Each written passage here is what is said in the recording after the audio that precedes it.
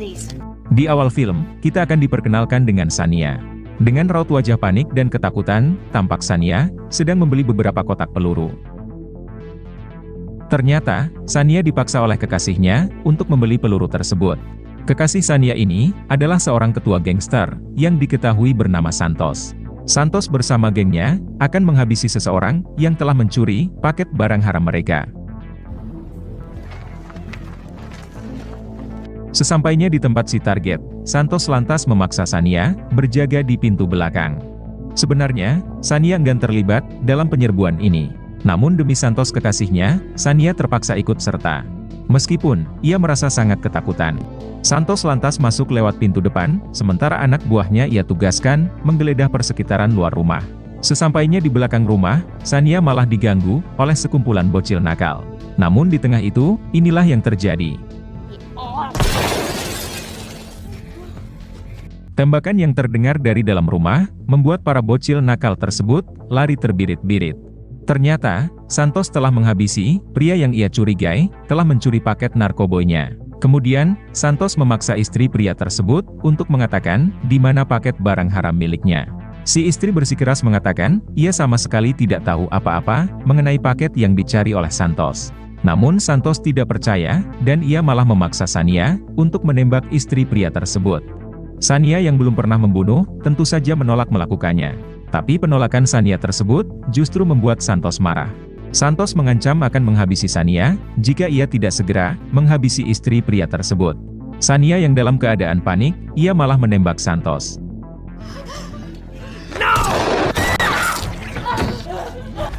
Kemudian, ia pun melarikan diri dari tempat tersebut. Pada adegan lain, kita akan diperkenalkan dengan John, seorang mantan tentara yang baru saja keluar dari penjara dengan kebebasan bersyarat.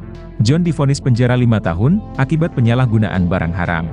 Ternyata John mengkonsumsi barang haram hanya untuk menghilangkan rasa traumanya saat dulu ia bertugas di Afghanistan. Namun sekarang, John sudah bertobat dan memulai hidup baru yang lebih tenang.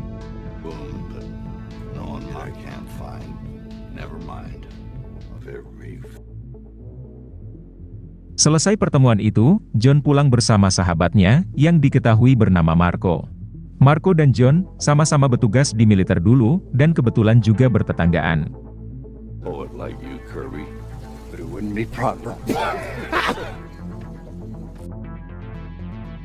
Ternyata John adalah seorang seniman tato dan memiliki seorang putri yang menghilang 5 tahun yang lalu saat John masih mendekam di penjara. Yang mana ternyata, putri John yang hilang tersebut, tak lain adalah Sania. John sudah berusaha mencari Sania, namun masih tak kunjung ketemu.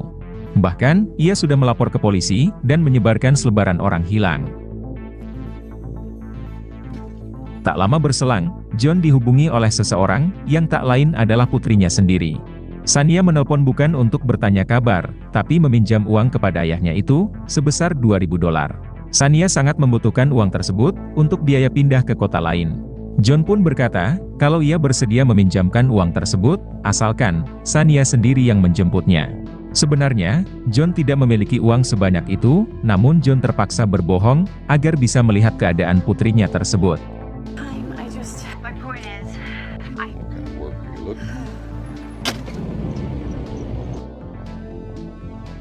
Malam harinya, John dan Sania bertemu di sebuah tempat guna menjemput uang tersebut yang sebenarnya tidak ada. John lantas bertanya, apakah Sania sedang dalam masalah? Dan Sania pun menjawab, kalau dirinya baik-baik saja. Sania enggan mengatakan masalah yang sedang ia hadapi. Yang mana dirinya sekarang diburu oleh kelompok Santos, yaitu kekasihnya yang seorang ketua gangster. Sebagai seorang ayah, John bisa mengetahui kalau putrinya itu sedang dalam masalah besar. Meskipun John tidak mengetahui masalah apa yang sedang Sania hadapi. John lantas mengatakan kepada Sania kalau ia akan meminjamkan uang tersebut. Namun dengan satu syarat, Sania harus bermalam dulu di rumahnya. Sania yang sangat membutuhkan uang tersebut, ia pun terpaksa menyetujuinya.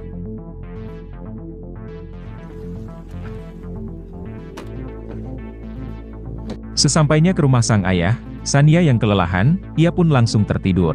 Dan di saat itulah, John punya kesempatan menggeledah isi tas milik putrinya itu. Dan betapa terkejutnya John mengetahui isi dalam tas tersebut.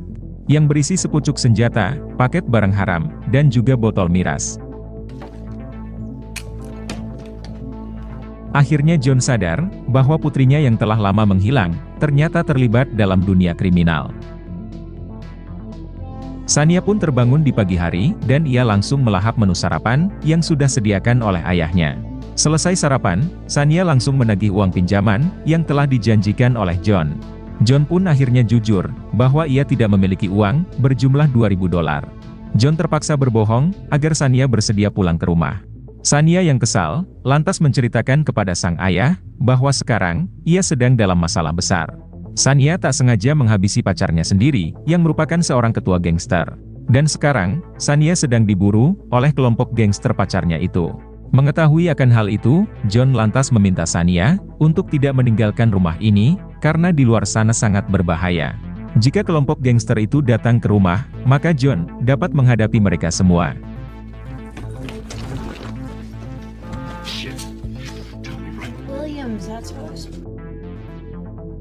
Lalu pada malam harinya, 3 orang anak buah Santos datang dan berpura ingin membuat tato. Tapi John sudah curiga kalau mereka bertiga datang untuk menculik putrinya. John lantas meminta ketiga pria itu untuk datang besok hari karena sekarang sudah larut malam. Kemudian, John menutup pintu rumahnya. John yang dalam posisi bebas bersyarat, berusaha untuk tidak membuat kekacauan, supaya tidak dijebloskan lagi ke penjara. Namun jika ia tidak bertindak, maka keselamatan putrinya akan terancam. Yang mana dalam situasi ini, tentu membuat John merasa serba salah. Namun ketiga pria tersebut, malah menyerang rumah John, untuk menculik paksa Sania. Hingga dengan terpaksa, John melakukan perlawanan. Namun aksi mereka malah menjadi-jadi dengan menabrak rumah trailer John, sampai tumbang dan terbalik.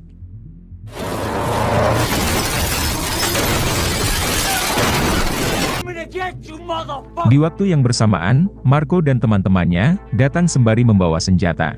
Sehingga ketiga anak buah Santos tersebut, akhirnya memilih mundur, dan langsung pergi dari sana.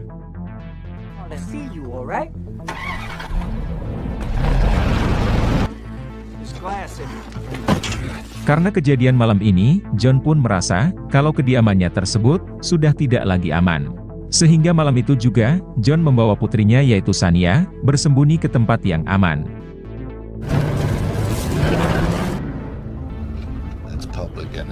Setelah cukup jauh berkendara, dan hari juga sudah mulai gelap, John dan Sania memutuskan menginap di sebuah motel.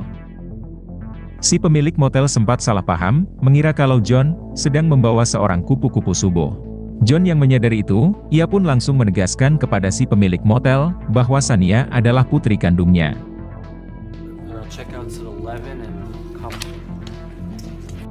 Sania yang gelisah dan tak bisa tidur, ia pun langsung menemui si pemilik motel, untuk sekedar ngobrol ringan. Namun Sania malah mendapati, kalau si pemilik motel sedang menonton berita di TV.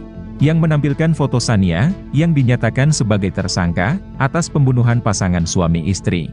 Yang mana kita semua tahu, pelaku yang menghabisi pasangan suami istri tersebut, tak lain adalah Santos dan kelompoknya. Sania lantas menjelaskan, kepada si pemilik motel, bahwa ia bukanlah pelakunya.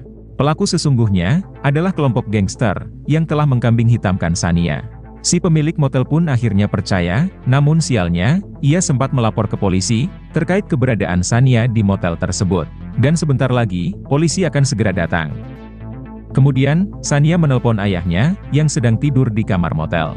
Melapor mengenai berita tersebut, dan terkait pasukan polisi, yang akan segera datang ke motel tersebut. Mengetahui akan hal itu, John pun bergegas membawa Sania, untuk segera meninggalkan motel tersebut. Namun sialnya, mereka berdua terlambat, karena polisi sudah datang. Si pemilik motel yang merasa bersalah, karena telah melapor ke polisi, ia pun lantas memberi kunci motel, yang berada di kawasan paling ujung. Agar Sania dan John, bersembunyi di sana untuk sementara. Namun di dalam persembunyian, John dan Sania harus menyaksikan, kedua polisi dan juga si pemilik motel, mereka bertiga tewas dihabisi oleh seseorang.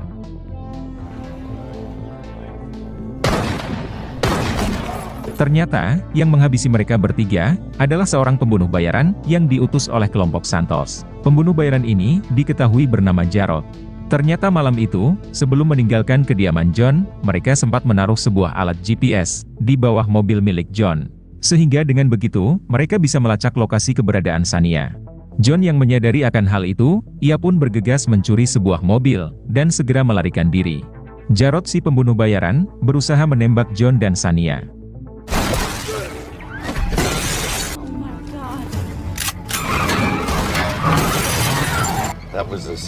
Namun mereka berdua berhasil menghindar, dan langsung tancap gas. Lalu di keesokan harinya, John menghubungi teman satu selnya, yaitu untuk meminta bantuan.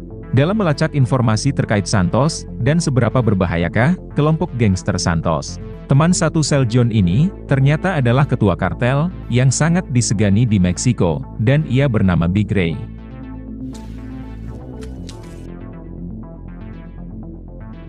Adegan berpindah di hari berikutnya, yang mana John dan Shania sudah tiba di kota Denver. Namun sialnya, mobil yang dicuri oleh John ternyata mogok di tengah jalan. Lalu John dan Shania lantas singgah di sebuah bar. Kemudian, John bertanya kepada bartender, apakah si bartender kenal dengan seseorang yang bernama Tom, termasuk alamat tempat tinggalnya. Tom adalah atasan John saat ia dan Marco masih aktif di militer dulu. Akan tetapi, si bartender tidak kenal siapa Tom, apalagi alamat rumahnya. Kemudian, John menelpon Marco untuk menanyakan alamat rumah Tom. Marco yang juga bawahan Tom dulu, ternyata mengetahui di mana alamat rumah atasannya itu.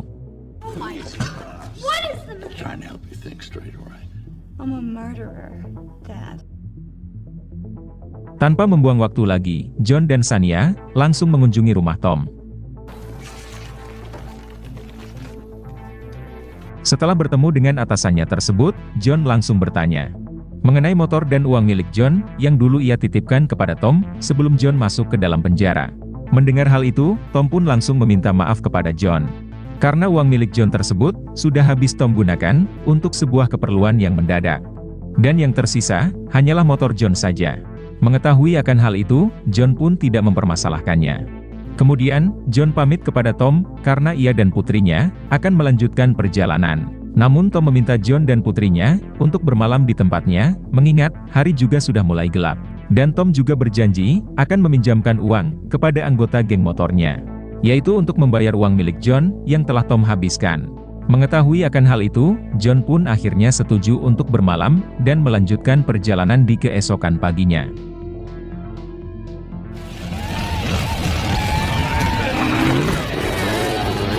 Malam pun tiba, terlihat Tom sedang berkumpul bersama anggota geng motornya. Tampak John dan Shania juga ada di sana. John lantas jujur kepada Shania bahwa motif ia dulu di penjara ternyata bukanlah karena kasus narkoboy, namun karena sebuah kasus perampokan yang dulu pernah ia lakukan bersama si mantan atasan yaitu Tom. Alasan kenapa Tom tidak di penjara adalah karena John enggan buka mulut kepada polisi demi melindungi mantan atasannya tersebut. Padahal dalang utama dari perampokan tersebut, otaknya adalah Tom sendiri. Dan uang yang dititipkan kepada Tom, adalah uang bagian milik John, uang hasil dari perampokan tersebut. Akan tetapi, Tom malah menggunakan uang tersebut, tanpa sepengetahuan John. Sementara Tom sendiri, gagal meminjam uang, kepada anggota geng motornya. Sehingga, Tom gagal membayar uang John.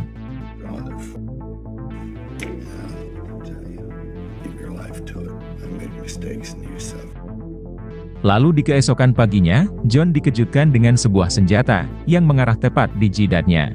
Ternyata, Tom dan istrinya berencana akan menyerahkan Shania ke polisi dengan imbalan hadiah uang. Tentu hal ini membuat John murka, karena ia sama sekali tidak menyangka atasan yang dulu ia lindungi malah tega untuk mengkhianatinya. Kemudian, inilah yang dilakukan oleh John.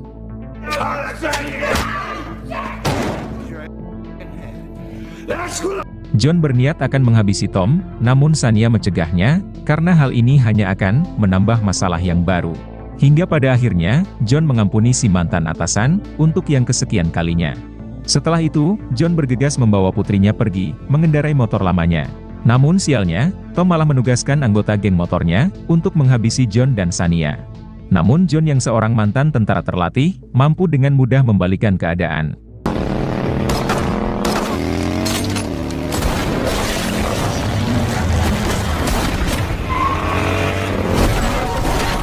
Alhasil, para anggota Tom tersebutlah yang justru tewas bergelimpangan.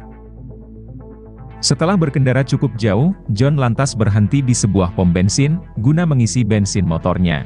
John juga sempat mencukur jenggotnya agar tampangnya terlihat lebih muda.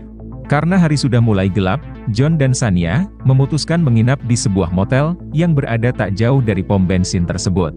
Kemudian, John menghubungi Marco terkait pengkhianatan Tom, yaitu mantan atasan mereka berdua. Shania juga bercerita tentang kebaikan hati Marco. Selama John di penjara, Marco lah yang telah menjaga Shania.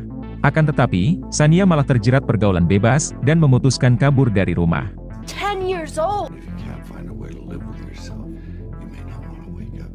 Kemudian, John pamit kepada Shania karena ada seseorang yang harus John kunjungi. John berpesan kepada Shania untuk tetap berada di kamar motel selama ia tidak ada. Ternyata John menemui teman satu selnya di penjara, yang tak lain adalah Big Ray. Bahkan, John terpaksa menyamar sebagai pengecara, agar bisa bertemu dengan ketua kartel Meksiko tersebut. Beralih ke Shania, yang dihubungi oleh Marco. Marco menyuruh Shania untuk segera meninggalkan motel tersebut. Karena kelompok Santos sudah berhasil melacak keberadaan Shania. Lewat panggilan terakhir dari John, yang sempat menghubungi ponsel Marco. Mengetahui akan hal itu, Shania bergegas meninggalkan motel tersebut. Beralih ke penjara, yang mana Big Ray memberitahu John terkait Santos, yaitu pacar Shania. Santos adalah keponakan ketua kartel yang paling berkuasa di Meksiko saat ini, setelah menggantikan posisi Big Ray yang saat ini mendekam di penjara. Ketua kartel yang juga paman Santos tersebut diketahui bernama Pablo. Ternyata Santos dan kelompoknya telah mencuri barang haram milik Pablo yang diketahui bernilai puluhan juta dolar. Sialnya, Santos malah mengkambing hitamkan Shania sebagai pelaku yang telah mencuri barang haram tersebut. Sehingga membuat Pablo murka dan lantas memburu Shania untuk mengambil kembali barang tersebut. Dan diketahui pula, Santos ternyata masih hidup setelah ditembak oleh Shania. Mengetahui cerita yang sesungguhnya, John lantas meminta Big Ray untuk menghubungi Pablo. Bahwa Shania putri John sama sekali tidak bersalah dan hanya menjadi korban fitnah Santos. Bahwa yang mencuri barang tersebut adalah keponakan Pablo sendiri, yang tak lain adalah Santos. Karena jika Big Ray yang memberitahu Pablo, kemungkinan Pablo akan percaya dan berhenti memburu Shania dan John. Big Ray yang sudah menganggap John sebagai saudara, ia pun bersedia membantu John.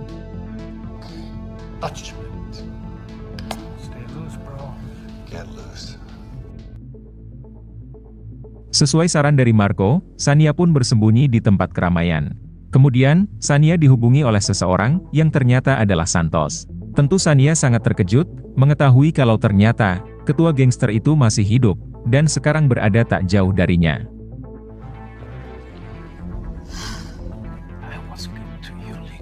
Santos mengutarakan kekecewaannya terhadap Shania yang tega ingin menghabisinya waktu itu. Lalu Shania yang ketakutan berusaha melarikan diri. Namun upaya Shania gagal, dan ia berhasil ditangkap oleh Santos dan kelompoknya.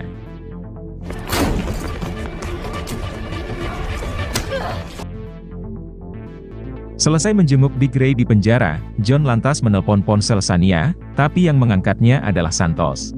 Santos lantas mengatakan kepada John, kalau Shania dan juga Marco sudah berhasil mereka tangkap. Bahkan, Santos dengan begitu teganya menghabisi sahabat John yaitu Marco. John yang mendengar sahabatnya dihabisi, tentu ia menjadi sangat marah, dan John balik mengancam Santos. John mengatakan, kalau ia sudah tahu, Santoslah yang telah mencuri narkoboy milik Pablo, kemudian mengkambing hitamkan Shania. John pun menegaskan, kalau sampai putrinya Santos habisi, maka John akan melapor kepada Pablo, dengan dibantu oleh Big Ray, kalau Santoslah yang telah mencuri narkoboy milik Pablo. Mengetahui akan hal itu, tentu Santos sangat panik, kalau kebusukannya akan terbongkar. Karena Pablo pasti lebih percaya dengan ucapan dari mulut Big Ray yang merupakan sahabat baik Pablo. Kill me first. Okay. Baby, I'm coming for you. Santos lantas mengajak John bertemu di sebuah gurun karena ia akan menyerahkan Shania dalam keadaan hidup. John pun meyakini kalau Santos mencoba menjebaknya. Sesampainya di tempat pertemuan, Santos pasti akan menghabisi John. Agar John tidak meminta bantuan Big Ray untuk melapor terkait pencurian itu ke Pablo. Karena Santos belum mengetahui kalau John sudah meminta bantuan Big Ray untuk memberitahu Pablo semuanya. Kemudian, John mengarah ke rumah Tom untuk mengambil senjata militernya. Saat akan pergi, John sempat dihadang oleh Tom, namun inilah yang diperbuat oleh John.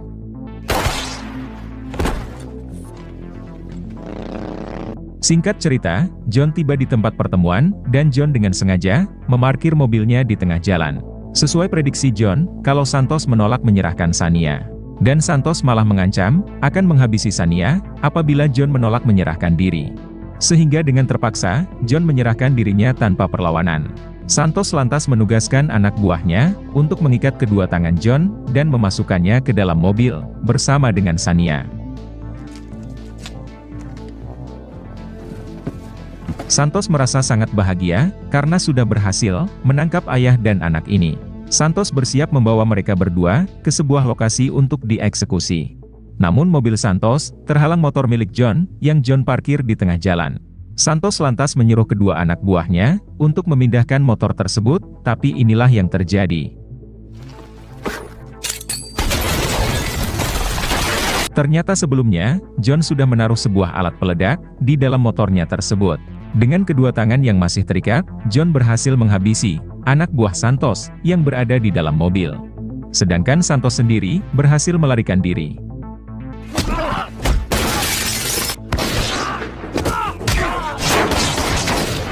Dan di waktu yang bersamaan, dua pembunuh bayaran utusan Pablo berusaha menghabisi John. Di tengah pelarian, John berhasil menghabisi seorang pembunuh bayaran. Walaupun John sendiri juga ikut tertembak, namun berhasil membawa Sania bersembunyi. Seorang pembunuh bayaran mengira kalau John sudah berhasil ia lumpuhkan. Kemudian, ia mendekat untuk menangkap Sania, namun inilah yang terjadi.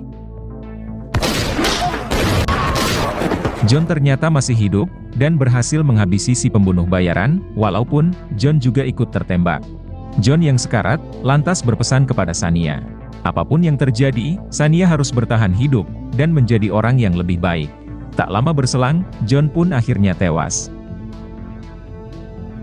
Sementara itu, Santos yang berusaha melarikan diri, akhirnya berhasil diringkus polisi.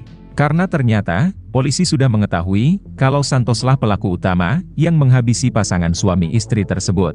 Sedangkan Sania sendiri, hanyalah dijebak oleh Santos. Semua ini berkat Big Ray, yang berhasil meyakinkan Pablo, bahwa Sania tidak bersalah. Beberapa hari kemudian, Sania mengikuti pertemuan pemulihan, untuk menghilangkan ketergantungannya, terhadap obat-obatan dan miras. Sesuai wasiat dari almarhum sang ayah, agar Sania menjadi orang yang lebih baik, dan melupakan kehidupan lamanya. Santos yang sudah mendekam di penjara, diintimidasi oleh Big Ray dan gengnya. Big Ray berjanji kepada Santos, akan membuat hidupnya di penjara tersebut, seperti di dalam sebuah neraka. Sebagai bentuk balas dendam, atas kematian sahabat Big Ray, yaitu John. Kemudian, film pun selesai.